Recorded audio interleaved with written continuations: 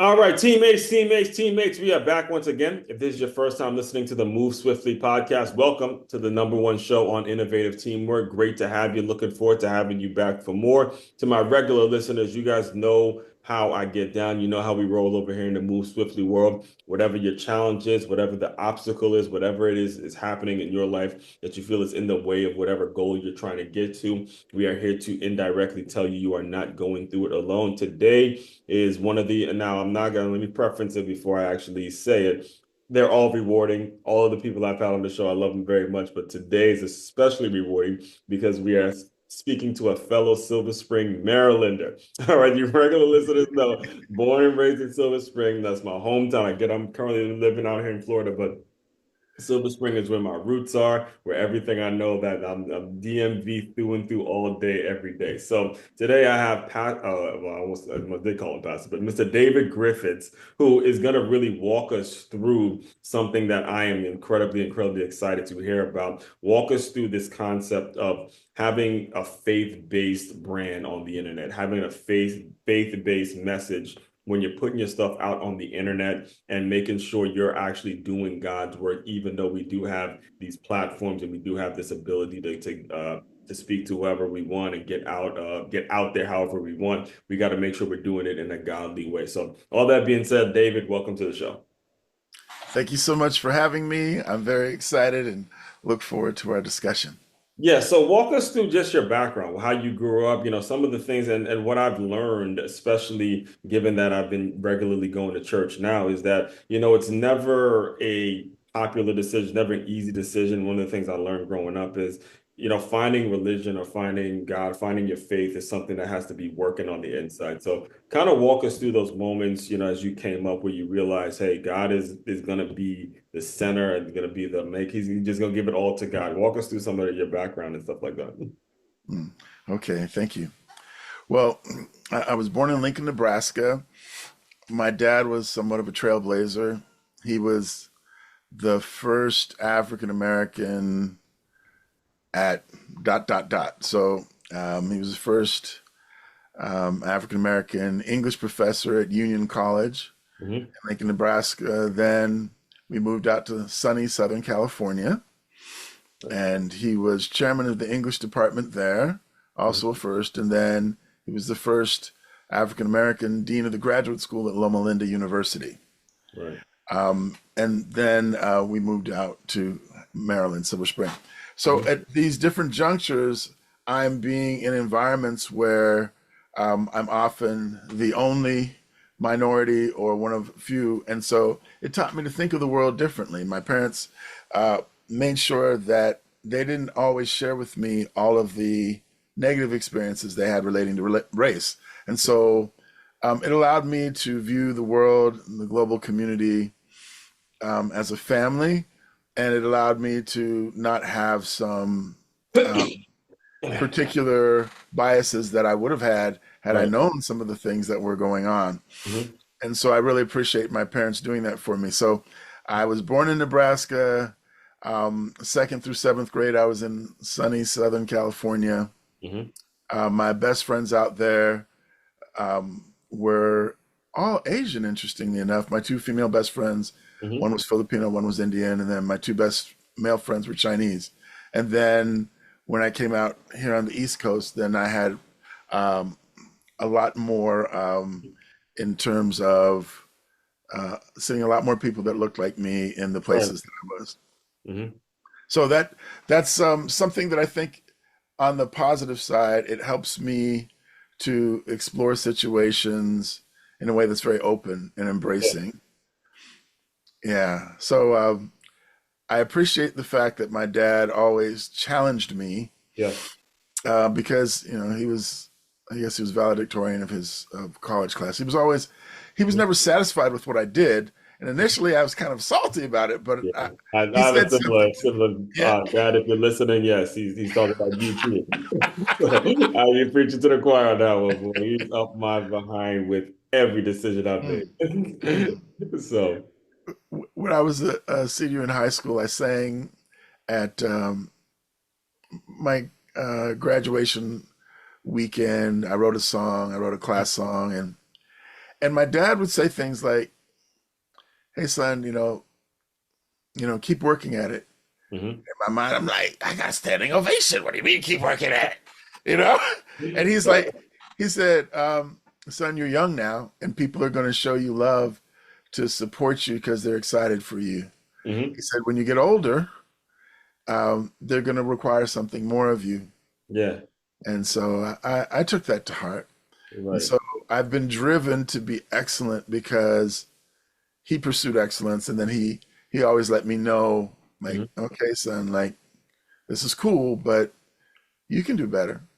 Right. And so I think, and one other situation. So my dad had a PhD in English. And so when I was in high school, I took AP English. Valerie Landis was our teacher at Tacoma Academy. And we had this project of analyzing the book, The Scarlet Letter. Yes. And so I wrote my analysis. And this particular project, like, she just like slashed up everybody Hmm. except, and mind you, I'm gonna tell you, I had much smarter people than me in that class. Hmm. They all have gone on and demonstrated that in so many different ways. But in this particular instance, I had showed my dad what I had come up with, Hmm. and my dad went, "Oh, okay, let me take a look at this."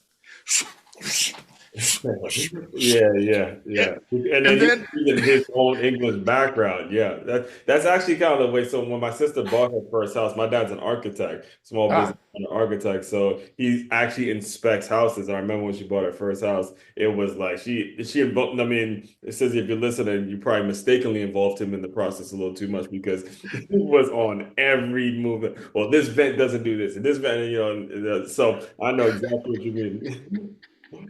yeah, man, that sounds interesting. Yeah, it's nice to hear the perspective from someone who, Lived like it. Yeah, we architecture. lived it, man. I hear you. I hear you. So, but when you're talking about those school years, and we can talk a lot, but there is now when I look, I'm going to be 36 in January. I look back on my life and I'm so appreciative because I'm around so many, I teach now, and I'm around so many young kids that don't have that father figure in their life.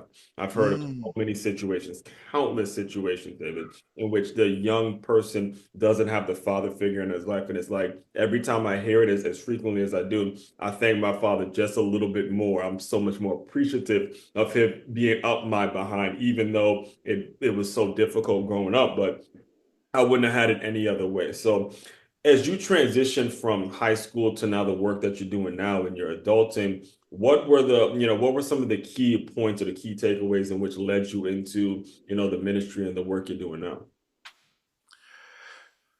um, when I was in high school, we had an English teacher who decided he wanted to sponsor a youth ministry group, and it was called the Light Company. His name was Bruce Freeman. Yes. And from Bruce Freeman, I ended up becoming the student leader of the group, and I learned how to do small group fellowship. I learned how to facilitate groups getting to know one another through icebreaker activities, Hmm. and then even having a Bible study, but building it in terms of interesting group interactions. Maybe two people are going to do this, then those two people join with another two people, and Right. those four are going to do something, and then we're all going to come back together and share together. Yes. So that process of doing that from high school, it informs. I have a master's in vocal performance, and I'll direct community choirs, and I directed one at the Kennedy Center. And when I do my community choirs, I will do icebreaker activities so that the singers can get to know one another, Hmm. and so that we can explore that even in the same way that I learned from in high school. Right. And I think so. That's an example of me in person helping people create music together. But Mhm. online, when I was seeking to grow on social media, I Right. wasn't just happy to try to figure out content Hmm. that hooks people and a good call to action. I actually also created content just to build community. For Hmm. example, hey, don't scroll. I was curious. I'm trying to get to know my online family. I want to know what's your favorite kind of food. I'll go first. I love Korean food, especially kimbap. Let me know in the Right. comments what you like. Right. Something as simple as that, that might not be in the strategy book, Mhm. right? That, if you buy someone's course, but Right. actually doing those kinds of things, you end up having a small um, community of hyper engaged individuals. Hmm. Like, you know what they like to eat, they know what you like to eat, you know their favorite color, they know your favorite color. And these people will end up often showing up first when you put a post out.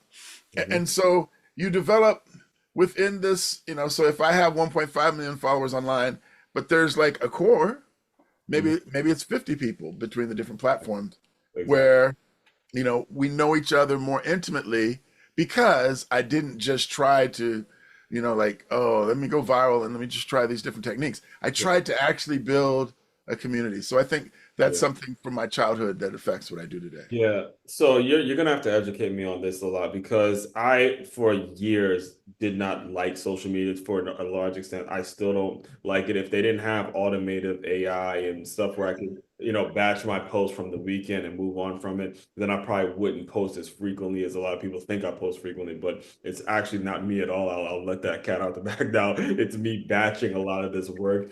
And the reason I was so turned off by it because I saw the type of stuff that goes viral. It's stuff that just turned me off. It like, the fighting and the constant negative comments, the constant back and forth. To me, that was just what social media was because it represented what the world actually likes to see. They like to see Jerry Springer and the constant back and forth. That's what pulls in, and that's not the work I'm about.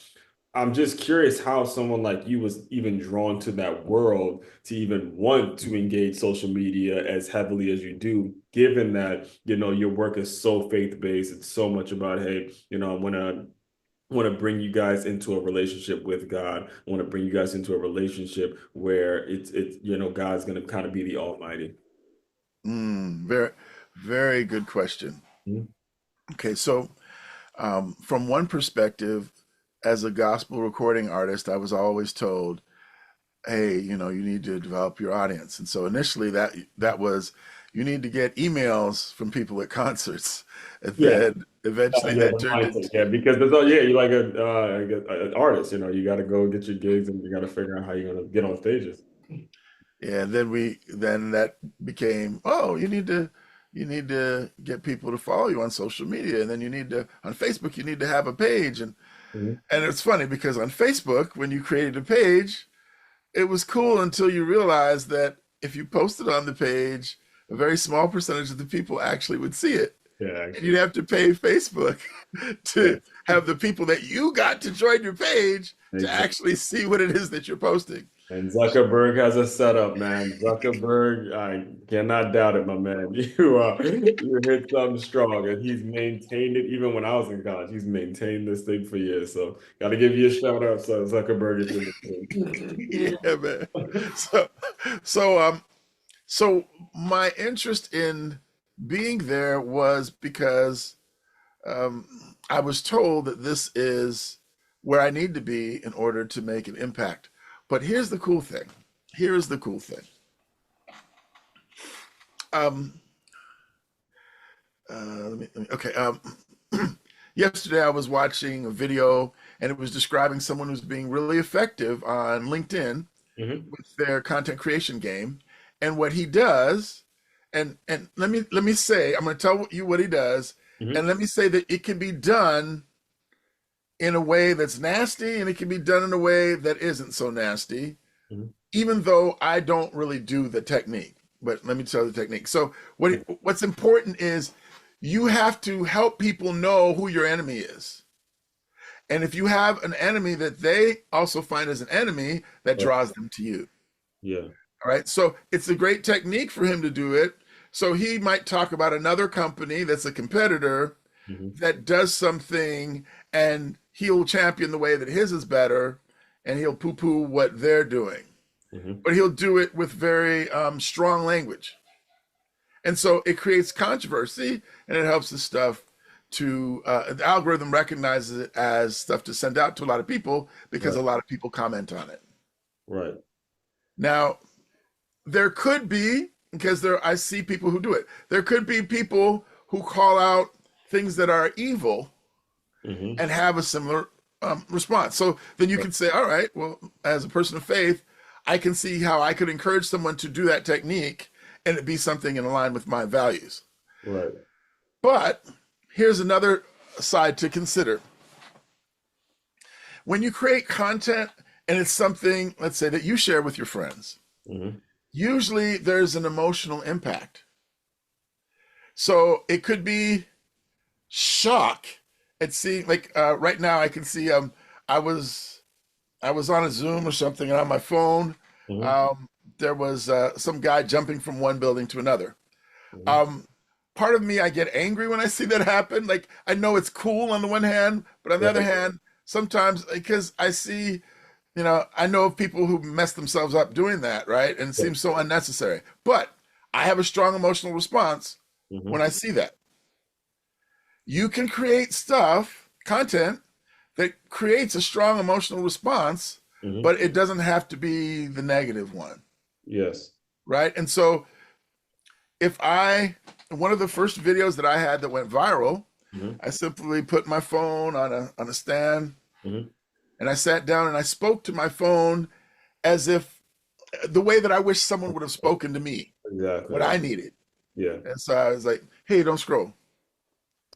Don't quit. Yeah. Don't quit. And so I expounded on why it was Hmm. that you shouldn't quit. And my heartfelt words also had scripture interlaced with it. Hmm. And that was my first video that had over 1 million views. Hmm. What made it effective was it was authentic, it was from my heart, Yes. and it spoke to me, whether it's me that day or me 6 months, 12 months before. And Hmm. so people who could relate to that, they tuned into it. Yes. So it was effective and it went viral. Yes. We can create content that is impactful because it is authentic and it's emotional, but it doesn't always have to be the sensationalist things or the crazy things that also go viral.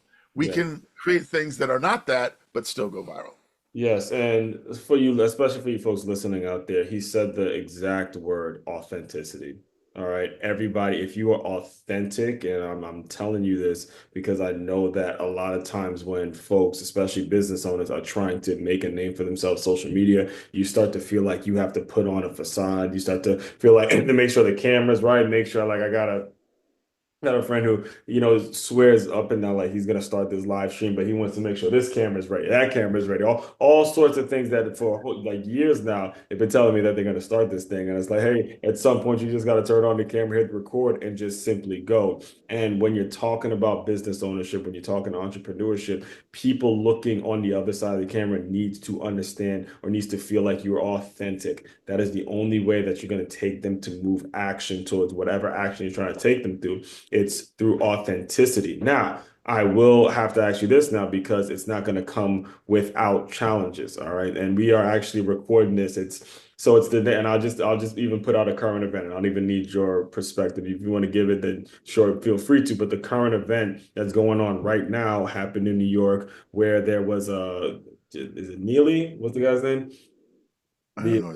Neely, not well, long story short, there was a homeless kid who 2 years ago now, about a year and a half ago now, a homeless black kid who was Wow. you remember his name? It's Portney. I can't believe they've been saying his name all day. Anyway, it's going all over social media right now. And one of the things that my take on it, I actually just posted this, was the fact that the dad has come out. The dad has come out now and he's said something about how we live in a racist society and all that. And the people I listened to, the take that I had was, where was this dad when the kid was homeless? Now, that doesn't make me a racist. That doesn't make, but it can, if it's communicated in the wrong way, then you're going to rub some people the wrong way. You're gonna piss some people off. And I'm bringing that up, not necessarily to get your thoughts on it, but I'm bringing it up because the challenge when you're trying to communicate online is you have no control over the perspective of the person that's listening to you. So the question really is how do you respond to the folks that take what you said the wrong way and may leave these angry comments or may want to cancel you and all that kind of stuff? Because I personally have had to deal with that quite a bit myself.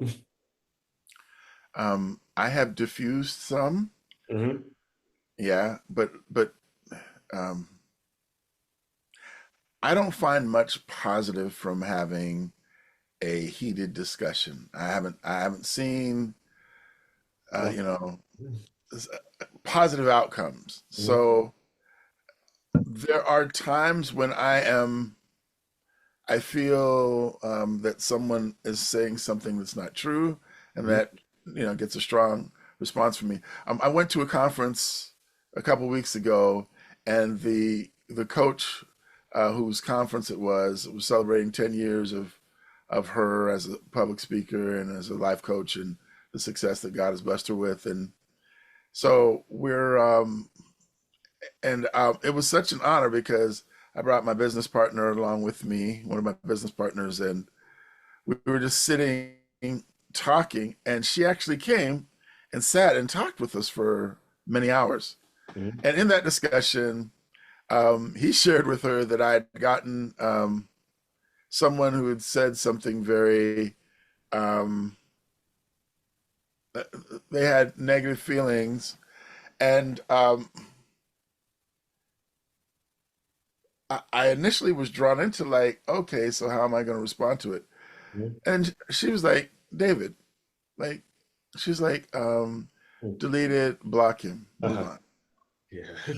Her perspective was, is Yeah. he's taking, like, we don't even need to talk about him, like, Yeah. really, like, he's already taken up too much space.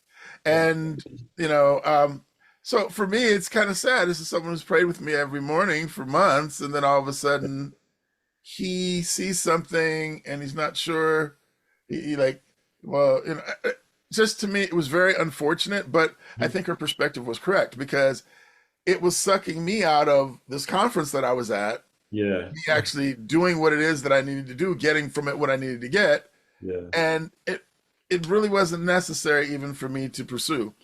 Yeah. And so that is what I would encourage people to do more often than not. Mhm. Not even all the time that you need to block people, but if Mhm. people become problematic, there is that option. Yes. Um, the times there are people who will come on and say something, Mhm. and because I'll just go, oh, okay, well, thanks for your perspective. Right. And then oftentimes someone else, or maybe often someone else, but Mhm. maybe after that I'll say, did you understand dot dot dot? And many times they apologize because they just assumed something and they went south. Right. But the Bible talks about a soft answer turning away wrath. That's Mhm. what I believe. Either Yes. a soft answer, or sometimes it's best to keep moving. Yeah, I've actually learned that the hard way. I understood that, there was some, especially during the election season. Oh my God, because I gave a lot of takes on both sides, but there are people who were extreme on one side that took what I said in a way that was, taking shots at their candidate. And I mean, just like talking about essays on certain comments that I would try to go back and forth with, and I had to learn the hard way on mine. You know what? I'm getting what I need to get out of this being born in Silver Spring, Maryland, having, been around so many politics growing up. I'm getting what I need to get from both candidates because I can see where people like this one, I can see where people like this one, I can see where this one does it. And I was growing in my business and my ability to publicly speak and address major issues. And I second everything he said for you guys who are listening is when you develop in this game for long enough, at some point you got to stop giving a I've been going to church lately, so I've stopped the swear word. So, but you got to stop giving an F. You really have to stop giving an F and focusing on your self-development and how you're going to grow and how you're going to get better, because that is ultimately where it is you need to be. That's all. It's so difficult to get there that if you lose focus even for just a moment, that can derail you for, weeks or even months. So, all that being said, I do want to be very respectful of your time. Can you just tell people a little bit about what's next? What do you have coming down the pipeline? What can they expect in the future? Though you got a lot of stuff going on. Um, I'm excited for the people that I'm getting to meet and collaborate with. Mhm. Um, and so I have something that will be coming out first quarter 2025, a challenge Mhm. that I'm developing with a new friend who's a podcast educator and a seasoned podcaster. Mhm. Um, and so I'll be sharing more about that. But Yes. the way that I love serving Mhm. the faith-based community, especially, is coaching, helping people figure out how to use social media to connect with those people that they want to serve. Yes. So we have a community called Content Creating Academy, Mhm. and I really like helping tech challenged individuals to figure out a simple process Yeah. that they can use to effectively use social media. And I'm a member of, I have a friend, let me shout him out, Monty Lands. Monty Lands Mhm. on IG, he has a great community that I'm a member of, where he has a lot of the cool trending ideas and shows you like how you could flip this and use it for your business. Yeah. That's really fun. What happened is a couple years ago when I started Content Creating Academy, I realized I have a lot of mature saints that need my help and a lot Yeah. of tech challenge people. And Yes. so they're not going to do all those cool things, right? They're not going to do all those things. But one of the people who I was studying at the time, Elise Dharma, she pointed out that 90% of what was working for her business was talking head videos. Mhm. So there's a lot of cool stuff that you can do. And Mhm. I teach us a science if you want to learn Yes. what's working in your vertical and then how to adapt it for yourself. Mhm. I teach that. But the basic principle that I teach is a simplified version because for most of us, that's what we need. And I realized early on, hardly anyone wants to do what it took for me to have over 1 million followers. They Right. don't, they like the idea of it. They don't want to do the It work. just happened. Right? And then I started seeing, well, wait, there are people who are millionaires who are using a small audience to generate it. So they taught me something. Oh, wow. Mhm. So I mastered a skill set, which is good. I can help people with it, but I need also the next skill set of, oh, well, how do I create leads? And then how do I convert those leads into clients? So that after you get the attention of social media, then you need a process Yeah, to problem. also take some of those people and bring them closer to you as leads. Right, because it is important to note as well that these are I hired a coach too. Shout out to Dre if you listen, but he calls them freeloaders. There are a ton of freeloaders, and their form of payment is to hit that like button and move on. That's their form of payment. So you obviously you can't pay your bills if you have too many of those in your world, and there's no process. So it's figured out who just hit the like button and who's actually gonna pull out their credit card and pay some money and have a receipt for what it is you're doing. So focus on those people. How can people get in touch with you if they want to hear more? If you'd like to hear more, drop me an email at david at contentcreatingacademy.com, david at contentcreatingacademy.com. And of course, on social media, on Instagram, David the Digital Creator, David the Digital Creator. On Facebook at Orphan Helper, Orphan Helper. On YouTube at David Griffiths Music. And on TikTok at David Griffiths '07. Right. And all of that will be included in the show notes as well, so you guys won't have to, bounce around and try to write all that down. So the final thing I do, David, to close out all the shows is I want you to use your imagination a little bit. Okay. You are back to being in seventh grade. You just walked into a classroom and you're the only black kid there, and you have a ton of, you have a ton of white classmates, and you're figuring out what to do. You don't know you don't know anyone. You're just back to that, pretend that that young man has come into the Zoom room, give him some words of encouragement, and we will officially close. Young David, mm, my words of wisdom to you are framing is everything. Framing is everything.